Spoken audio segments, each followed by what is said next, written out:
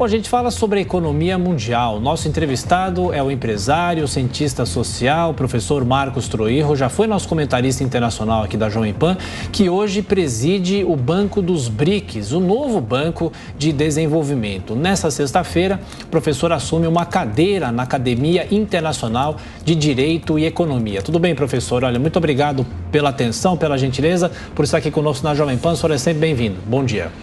Bom dia, Tiago. Bom dia, amigos do Jornal da Manhã. É um prazer estar aqui de novo nessa nossa emissora tão querida. Muito obrigado.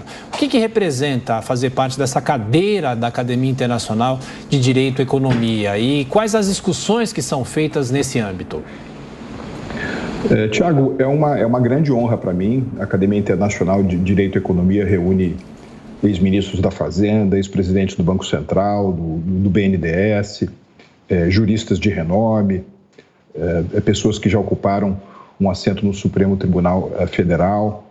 São pessoas voltadas ao estudo do Estado de Direito, da economia de mercado, da democracia representativa, no momento em que o mundo encontra-se num processo de mudança bastante acelerada. Esse mundo com Covid ou pós-Covid me lembra um pouco aquela situação quando a gente está assistindo um filme e você aperta o botão de pausa, e porque o botão de pausa foi apertado, é possível, às vezes, acelerar a velocidade com que você vai para frente. Talvez seja isso que está acontecendo no mundo. Eu assumo uma cadeira em sucessão ao ministro Hernani Galvez, que foi presidente do Banco Central naquele período em que o Brasil crescia a taxas superiores a 10% ao ano, na virada dos anos 60 para os anos 70.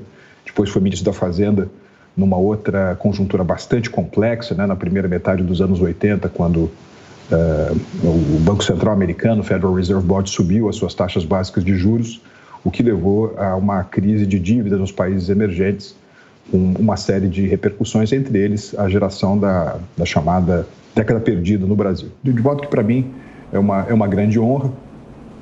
Nesse momento, eu resido em Xangai, mas estou passando aqui um tempo no Brasil, e fiquei muito feliz e honrado com esse convite para integrar a academia. Na sequência, a pergunta de Roberto Mota. Bom dia, Marcos. Numa palestra sua de alguns meses atrás, eu me lembro de ter ouvido você dizer que o Brasil poderia ser a Arábia Saudita dos alimentos. O que você quer dizer com isso? Bom dia, Roberto. De fato, Roberto, uma das características que nós estamos observando hoje no mundo é uma fatia cada vez maior do produto interno bruto global sendo ocupada por países emergentes. Aliás, eu sempre gosto de dizer que em anos recentes, né, os chamados E7, China, Índia, Brasil, Indonésia, Rússia, México e Turquia, já representam um PIB combinado, medido pela paridade do poder de compra, 20% superior ao do G7, Estados Unidos, Japão, Alemanha, França, Reino Unido, México e Turquia. E a característica desses grandes emergentes é que eles têm grande população. Pense, por exemplo, em 1,4 bilhão de pessoas na China, a Índia com 1,3 bilhão. Aliás, nos próximos 5 anos, Roberto, nós seremos testemunhas oculares de um eclipse muito interessante, que é o momento em que a Índia ultrapassa a China como o país mais populoso do mundo.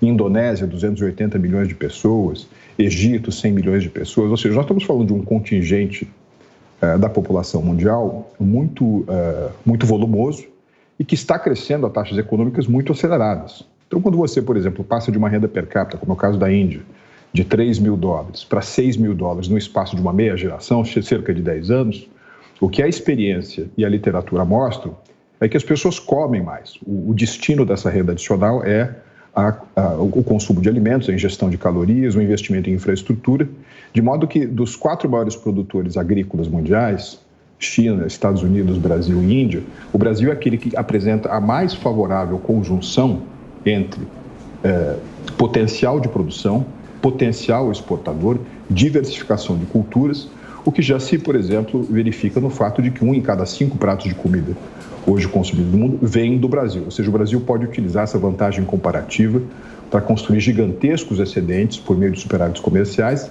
e assim utilizar esses recursos para diversificação da sua economia e agregação de valor. É um pouco o que acontece com a Arábia Saudita no campo dos combustíveis fósseis, no campo do petróleo.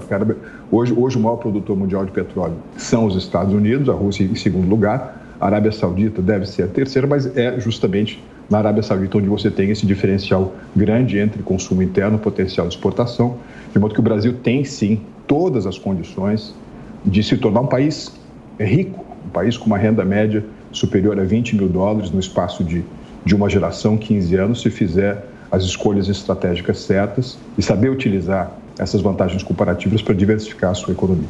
Amanda Klein. Troy, bom dia. Nos conte um pouco o que aconteceu com essa sigla BRICS, né? Ela já foi depositária de tantas esperanças, ficou na moda e parece que agora caiu em desuso. Pouco se ouve falar, teve até o lançamento, né, há alguns anos do Banco dos BRICS, que foi uma outra fonte de esperança de projetos de desenvolvimento, capaz de financiar projetos de desenvolvimento nesses países, e parece que agora eles têm agendas tão diversas, né, tão diferentes, Índia, China, Brasil, África do Sul também.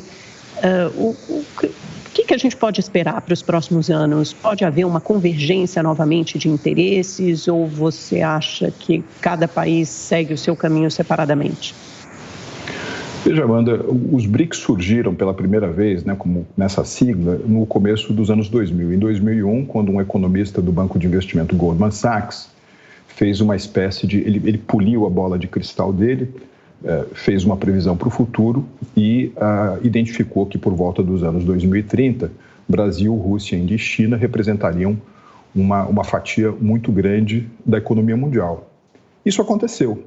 Quer dizer, se você olhar hoje, os BRICS, acrescentando aí desde 2009 o S, né, de África do Sul, hoje já representam um PIB maior, medido pela paridade do poder de compra, do que o G7, como eu estava mencionando agora há pouco. Então, houve sim digamos assim, uma mudança das placas tectônicas na economia global, que favoreceu essas grandes economias emergentes.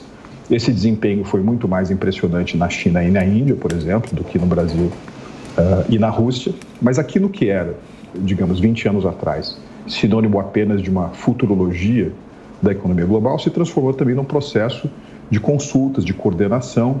O G7, por exemplo, se reúne há mais de 30 anos e dele nunca surgiu uma instituição.